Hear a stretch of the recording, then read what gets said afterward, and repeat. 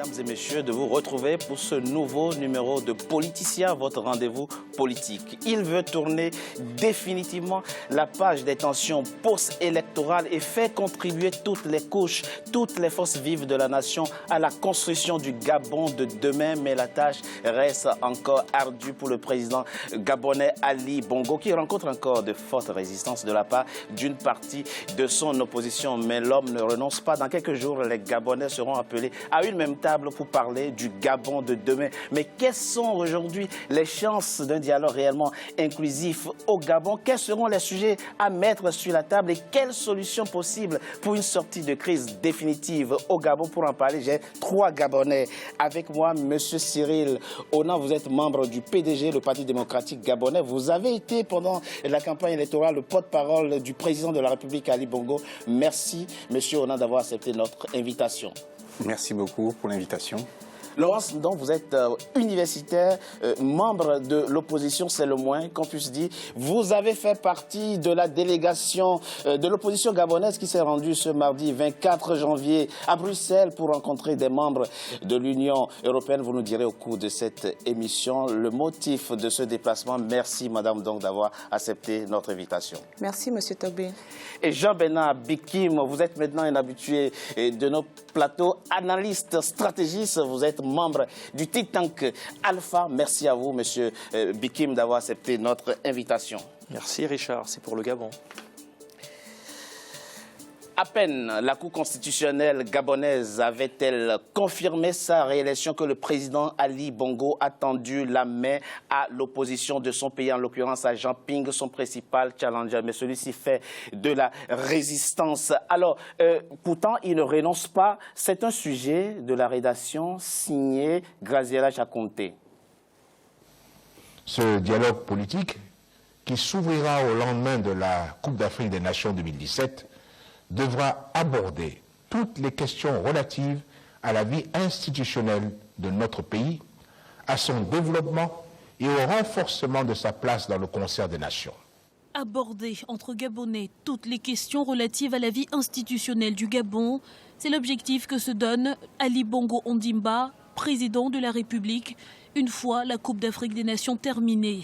Un appel au dialogue déjà lancé le 23 septembre 2016, peu après la confirmation de sa réélection par la Cour constitutionnelle. Un dialogue aussitôt rejeté par Jean Ping, son principal challenger. L'opposant gabonais a de son côté convoqué en décembre 2016 un dialogue parallèle qui a tout de même réuni quelques milliers de participants. Mais l'idée d'un dialogue national inclusif fait son chemin et trouve déjà écho auprès de nombreux acteurs politiques gabonais.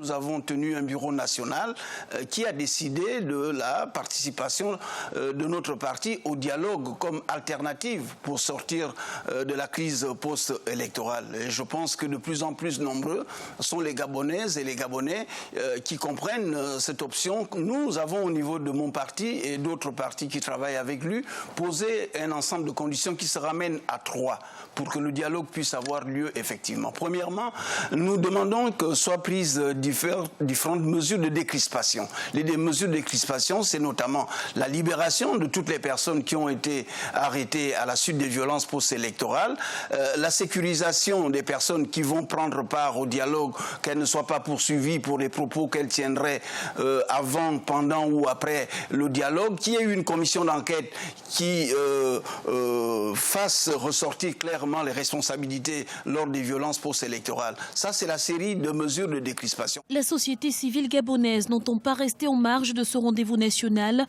et semble déjà donner de la voix à quelques semaines de son ouverture. Constatons que le chef de l'État lui-même actuellement a dit qu'aucune question ne sera taboue lors de ce dialogue. Ça veut donc dire qu'il n'a pas de problème, lui, à parler de ces questions-là. Mais nous, en tant qu'association, nous voulons interpeller la classe politique à ne pas simplement nous amener dans un dialogue politique, mais davantage, nous voulons aussi que ce dialogue intègre des questions sociales, intègre des questions économiques, intègre des questions de socialisation de la jeunesse, n'est-ce pas? Parce que cette jeunesse-là, elle est frappée par le chômage, elle veut se développer. Il n'y a pas que des politiques dans le sens d'arrondir arrondir les angles entre l'opposition et la majorité, mais nous voulons aussi que de ce dialogue, n'est-ce pas, soit mise en place des politiques publiques. Reste cependant la question des points à mettre à l'ordre du jour, le calendrier des négociations ainsi que les organes qui vont en découler. Une entente est-elle possible entre les différents acteurs de la vie politique du Gabon? Sont-ils capables d'un large consensus pour tourner définitivement la page des tensions post-électorales? Seul l'avenir nous le dira. Madame Dong, du 18 au 23 décembre, Jean Ping organise à Libreville ce qu'il appelait un dialogue national pour l'alternance. Le président Ali Bongo appelle les Gabonais à un dialogue national. Ça veut dire quoi? Qu'il y a aujourd'hui l'unanimité autour du besoin des Gabonais de se parler. Je voudrais préciser, je voudrais compléter ma présentation en disant que je suis membre de la société civile, membre du mouvement citoyen, ça suffit comme ça, et de la campagne internationale Tournons la page. Et donc c'est ce désir de tourner la page des dictatures en Afrique et des successions dynastiques qui m'amène aujourd'hui à m'engager de façon effective pour l'alternance dans mon pays. Il y a un besoin, évidemment, les êtres humains ne peuvent pas vivre sans dialoguer. On est humain, je crois que c'est Rousseau qui disait que l'homme est un animal social et dans une société on se parle. Donc il y a effectivement besoin de se parler, les Gabonais veulent se parler entre eux, mais tout dépend de quoi parlons-nous et aussi avec qui parlons-nous. Parce que dans le fait de se parler, il y a le fait de tisser une relation de confiance avec la personne. Parce qu'il faut exclure. Ce n'est pas une question d'exclusion. Je suis en train de vous dire que quand on dialogue, il y a une notion de confiance, il y a une notion de la mise en œuvre de ce qui sortira d'un dialogue. Et donc, il y a une notion de préalable au dialogue. On va dialoguer pour parler de quoi, avec qui et pourquoi. Nul ne peut être contre le principe du dialogue. Maintenant, après, c'est ceux qui l'entourent. Parce que vouloir faire croire qu'on ne veut pas dialoguer, ce n'est pas vrai, puisque M. Jean Ping a organisé lui aussi un dialogue. M. Ali Bongo veut organiser lui aussi son dialogue. Est-ce qu'il est possible de réunir les deux camps? Autour de quoi? C'est la question fondamentale aujourd'hui. Et quelle est votre réponse à cette question, Madame Dong? Il est possible de les réunir, mais ça dépend des préalables. Ça dépend de sur quoi on va se réunir. Quels sont les préalables? Le principe même d'un dialogue national inclusif, c'est un principe que vous comprenez, auquel vous adhérez, vous aussi? C'est une obligation cardinale pour tous les Gabonais, quelles que soient leurs opinions, quelles que soient les souffrances qui sont les leurs aujourd'hui, d'œuvrer pour que ce dialogue entre toutes les parties prenantes, il n'y a pas que les Gabonais, il y a aussi nos partenaires extérieurs, puissent se retrouver pour changer et trouver les voies et moyens pour redonner l'espérance aux populations qui souffrent tant. Parce que la clé du problème gabonais réside dans le ressenti des populations. Et tant qu'on ne verra pas, tant qu'on ne prendra pas cet aspect des choses en compte, on n'en sortira jamais. Cela dit, que ce soit Jean Ping ou Ali Bongo, ce sont des frères. Il faut le rappeler. Ce sont des frères. Ce sont par ailleurs des grands dirigeants qui ont ensemble gouverné. De grands hommes d'État. De grands hommes d'État. Et qui sont au courant de ce qu'il faudrait faire, mais qui ne peuvent pas se permettre, l'un et l'autre, de ne pas se parler. Premier point. Le second point aujourd'hui, qui est important et qui est occulté, les contingences géopolitiques, géostratégiques et géoéconomiques dont subit le Gabon depuis son indépendance sont au cœur de nos malheurs. Et cette question est éludée par toutes les parties prenantes, y compris Jean Ping. Je pense, en ce qui me concerne, que nous ne ferons pas l'économie de poser au centre du village tous les problèmes et voir comment nous en sortons. Poser au centre du village tous les problèmes. Monsieur Onan, la société gabonaise est aujourd'hui fracturée. On le sait. Mais ce n'est pas une fracture qui date d'aujourd'hui. Déjà en 2009, André Mba Obam et Pierre Mamboudou avaient eu 50% des voix. Le président Ali Bongo était élu avec 42% des voix. Donc il y avait déjà fracture. Pourquoi avoir attendu tant de temps pour tendre la main maintenant, pour instaurer l'idée du dialogue? Voyez-vous, il n'est jamais trop tard pour bien faire. Pour moi, la démocratie, c'est quoi? C'est ce processus long qui s'inscrit logiquement dans l'amélioration continue. Et chaque génération est amenée à apporter sa contribution. Moi, je formule le vœu que les démocrates de 2017 apportent leur contribution pour améliorer le processus. 2009 nous pose un problème. Et c'est le même problème que nous vivons aujourd'hui en 2016. Ce n'est pas normal. Tout simplement parce qu'il y a eu absence de dialogue. Vous savez, j'ai coutume de dire que le dialogue n'est pas un signe de faiblesse. Bien au contraire, c'est facteur de progrès. Les gens qui veulent construire le pays se mettent ensemble pour trouver des solutions de manière à répondre à l'espérance des populations. Mais pendant le mandat précédent du président Ali Bongo, l'opposition gabonaise, les opposants gabonais étaient demandeurs de dialogue. Le président Ali Bongo avait manifesté très peu d'intérêt par rapport au dialogue. Comment l'expliquer? Comment le comprendre? Mais c'est une manière fallacieuse de votre part d'interpréter cela. Non, tout simplement parce qu'il y a une façon de demander quelque chose. Lorsqu'on remet en cause l'autorité de l'État, on ne peut pas en même temps dire que nous voulons... C'était pas un dialogue, c'était une conférence nationale souveraine que M. le feu André Mbogam avait demandé à l'époque. Aujourd'hui, nous avons une formidable occasion d'écrire une nouvelle page de l'histoire politique du Gabon. Et ça doit se faire avec la nouvelle classe politique gabonaise que je formule de tous mes voeux, que les jeunes s'engagent à prendre des résolutions qui non seulement soient applicables à l'ensemble des Gabonais, mais surtout qui répondent réellement aux aspirations du Gabonais de 2017. D'accord, je n'étais pas du tout dans l'interprétation de l'attitude du président de la République. Madame, donc, vous parliez tout à l'heure de préalable.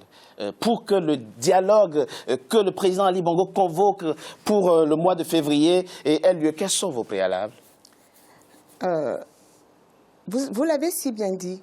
En 2009, l'élection de M. Ali Bongo était contestée. Non, moi je n'ai pas dit qu'il n'a pas été élu. Non, je ne dis pas qu'il n'a pas été élu. Oui. J'ai dit, en 2009, l'élection de M. Ali Bongo était contestée. L'élection de 2016 l'est encore davantage. Si on veut aller à un dialogue, il faut régler qu'est-ce qui cause la crise. La crise vient aujourd'hui d'une élection présidentielle volée. Et ce n'est pas la première. Ce n'est pas la première. Le préalable serait... Comme en 2009, il a dit qu'en 2009, M. Ali Bongo ne voulait pas dialoguer, parce qu'une conférence nationale, c'est une forme de dialogue. Il ne la voulait pas parce qu'il fallait qu'on le reconnaisse comme président de la République. Moi-même, je l'ai entendu le dire, qu'il ne pouvait pas dialoguer avec des personnes qu'il ne reconnaissait pas comme président. Aujourd'hui, c'est toujours d'actualité, on ne le reconnaît pas comme président. Ma question et l'esprit de cette émission vient du fait que nous considérons que le contentieux électoral est derrière nous. On ne revient pas sur... Justement, on ne revient plus dessus. Mais vous me demandez le préalable. Le préalable, vous considérez que l'élection présidentielle est derrière vous. Nous partons du principe, effectivement... C'est le principe sur lequel vous partez. La Cour constitutionnelle gabonaise a tranché. Mais pour qu'il y ait dialogue, il faut considérer ce que l'opposition aussi considère. Le problème, c'est qu'on n'arrive pas à trouver de terrain d'entente. Parce que justement, le pouvoir considère que l'élection présidentielle est derrière parce que leur Cour constitutionnelle a tranché. Et l'opposition dit que l'élection n'est pas derrière parce que cette élection a été volée et que le seul préalable à un dialogue avec M. Ali Bongo, c'est la reconnaissance du verdict des urnes. Il y a des preuves de cette fraude électorale et pour eux, tant qu'on ne revient pas sur le verdict des urnes qui pour eux a établi Jean Ping vainqueur, il n'y aura pas de dialogue. D'accord, très rapidement, Madame Don, je l'ai dit, vous vous êtes rendu à Bruxelles cette semaine pour rencontrer des membres donc, de l'Union européenne. C'était encore pour parler du contentieux électoral gabonais? La mission d'observation des élections de l'Union européenne a rendu son rapport définitif le 12 décembre dernier. Tout à fait. Et ce rapport a été des plus accablants et ce rapport a conclu que l'élection présidentielle de 2016 au Gabon a été marquée par des anomalies graves qui remettent en cause le processus électoral et les résultats annoncés. Donc, en termes diplomatiques, c'est clair. Le rapport n'a pas dit ça exactement. Le dit. Mais je l'ai là entre les mains, le rapport. Il n'a pas dit ça exactement. Mais je vous laisse continuer, je vous montrerai où c'est écrit. Oui. Le rapport... Donc, le rapport stipule clairement qu'il y a eu des anomalies graves qui remettent en cause le processus électoral et les résultats annoncés. Voilà. Je vous l'ai dit, je l'ai surligné dans le rapport. Oui, je l'ai lu et surligné, je pourrais vous montrer la page où c'est écrit. Oui. Donc, par rapport à cela, oui, madame. Lors de l'Assemblée paritaire des parlementaires de l'Union européenne et ceux des ACP, la rencontre qui s'est tenue à Nairobi au mois de décembre, l'Union européenne avait proposé une résolution qui demandait que l'on recompte les voix de l'élection présidentielle qui s'est déroulée au Gabon, parce que même pour eux, ce n'est pas terminé. Donc, nous sommes allés les rencontrer pour voir quelle suite ils donnent à cette résolution, quelle suite ils donneront à ce rapport, parce que les Gabonais en sont au 5e coup d'État militaro-électoral du système Bongo, et pour ce 5e coup d'État, les Gabonais refusent de passer à autre chose tant que leur souveraineté et le verdict des urnes ne sera pas respecté. Il y a un malentendu qu'on peut se permettre de trancher très rapidement avant de passer à vous, monsieur Bikim. Ce rapport ne dit pas que Jean Ping a gagné la présidentielle, pas plus qu'il ne dit que Ali Bongo a gagné. Justement. Et d'ailleurs, si cette commission l'avait dit, elle serait allée au-delà de son mandat. Ce n'était pas du tout Justement, le la but commission dit que les résultats annoncés sont remis en cause. Et pour qu'on soit tous d'accord sur les résultats, nous redemandons simplement le recomptage des voix procès verbal par procès verbal, comme cela avait été demandé lors du contentieux et que la Cour constitutionnelle a refusé de mettre en œuvre. Monsieur Bikim. Madame revient sur le contentieux électoral, en tout cas, elle propose un retour au contentieux électoral comme préalable au dialogue que propose le président Ali Bongo pour les jours à venir. Alors, je vais...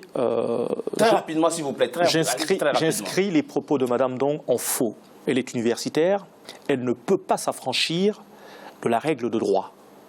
Et dans la règle de droit, il y a un principe clair. Nous avons... je rebondis sur la souveraineté qu'elle a évoquée. Aujourd'hui, nous avons des institutions qui sont souveraines. Elles rendent des décisions. Elles peuvent plaire ou ne pas plaire, mais dès qu'elles sont rendues des décisions, elles s'appliquent à tous. Premier point. Le deuxième point qui m'intéresse aujourd'hui, et d'ailleurs je vais le dire à Madame Dong et à tous les opposants, vous ne pouvez pas continuer à humilier les responsables qui dirigent l'institution et aller chercher ailleurs des décisions qui ne peuvent pas s'appliquer. De deux choses l'une. Soit vous êtes responsable et vous respectez l'état de droit avec toutes ses scories et aspérités, soit vous souhaitez qu'il y ait le chaos et à ce moment-là, vous en subirez les conséquences. J'en termine là. Sur le fond, il faut être ferme. Il faut être ferme. Nous avons en face des hommes qui ont grandi ensemble, qui ont construit ensemble les déséquilibres que nous subissons, qui entretiennent les mêmes réseaux, les mêmes réseaux. Et ces gens-là, je leur dis à tous, qu'ils soient du PDG ou de l'opposition, vous n'avez pas le choix. Il n'y a qu'une seule voie, c'est se retrouver, discuter. Et d'ailleurs, se retrouver, discuter, M. Bikim, très rapidement. J'en termine. Mais vraiment très rapidement. J'en termine. Il y a eu en 1998 au Kenya des élections plus que difficiles entre Mwai Kibaki, Raila Odinga et Uhuru Kenyatta. Il y a eu plus de 7000 morts. Je dis bien plus de 7000 morts. Uhuru Kenyatta a été traîné à la CPI. Devant la Cour pénale. Il a été relaxé alors que Gbagbo est emprisonné. Il n'a pas été relaxé. Il y a eu abandon de charge. C'est pas tout à fait la même chose. Je veux dire une chose. Oui, s'il vous plaît, très rapidement. Oui, des familles ont été frappées. Oui, des gens ont souffert. Oui, des gens souffrent. Il est évident qu'il va falloir regarder dossier par dossier et essayer de trouver un équilibre pour permettre de ramener un peu de sérénité de part et d'autre. Ça suppose qu'il faut se parler, qu'il faut discuter. Mais de quel sujet pourront discuter les Gabonais dans les jours à venir? On en parle dans la deuxième partie de notre émission après une courte pause. À tout de suite.